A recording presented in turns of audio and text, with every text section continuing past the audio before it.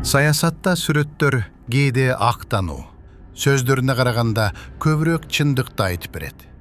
Жакында эле социалдык тармактарга жарыяланган Алмазбек Атамбаевдин Барселонадагы гүллөгөн бакчада колуна саман шляпа кармап, бутуна пляждык шлёпка кийип түшкөн сүрөтү бул заманбап кыргыз саясатындагы жоопкерчиликсиздиктин, цинизмдин жана моралдык кыйроонун кезектеги визиттик карточкасы.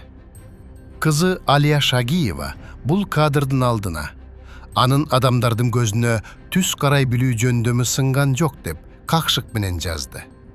Бирок Алмазбек Шаршенович бүгүн кимдин көзүнө тике карап жатат? Испаниянын жээгиндеги туристтердинби? Же күнөстүү Каталониянын бейпил асманынабы? Чындыкка түс карап, Атамбаевдин саясий жана моралдык жагын талдап көрөлү. Есиңиздерде болсо, 2023 жылдын февралында Атамбаевди абактан чет өлкөгө тез арада дарыланууга тийиш деген жүйөө менен узатышкан. Ошондо тарапташтары көзүнө жаш алып, анын саламаттыгы үчүн кооптонушкан. Андан бери 3 жыл өттү. Барселонадан келген акыркы кадрлар Испаниянын медицинасы гана эмес, жер ортолук деңиздин климаты, деңиз азыктары жана кымбат шараптары керемет жаратарын көрсөттү. Атамбаев оор дартка чалдыккан бейтапка эмес, жашоонун ырахатына баткан европалык бай бозгунга айланды.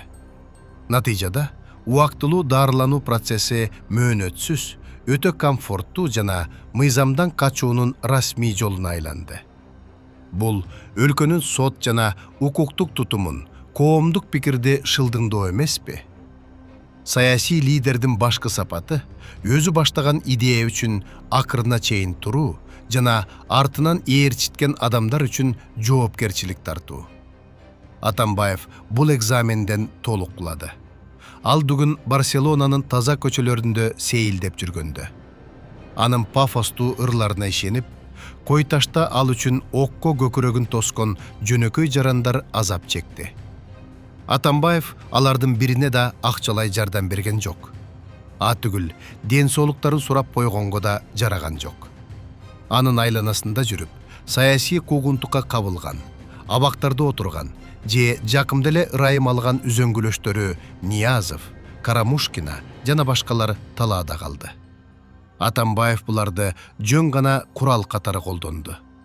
Эң өкүнүчтүүсү, атасынын катасы үчүн Бишкекте тергөөдөн башы чыкпай жаткан жубайы Раиса менен камакта отурган уулу Кадыр болду.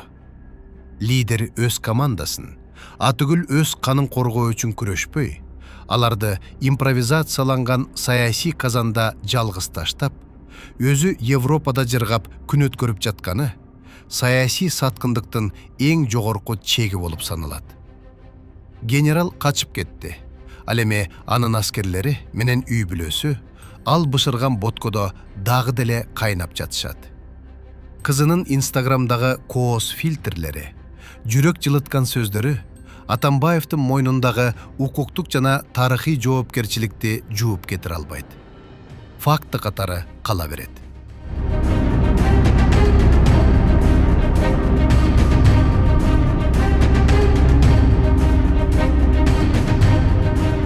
Алты миң чакырым алыстыкта туруп, менин духум сынган жок деп билдирүү жасоо оңой.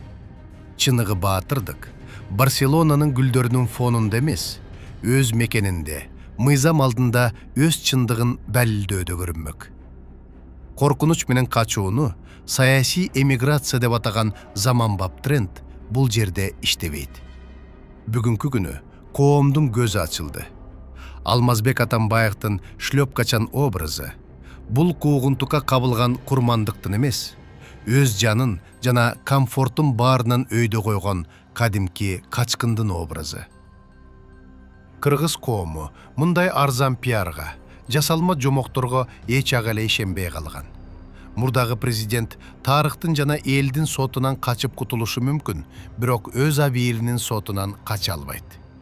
Ал эми инстаграмдагы кооз сүрөттөр болгону ошол ички боштукту жана саясий кыйроону жашырууга болгон алсыз аракет.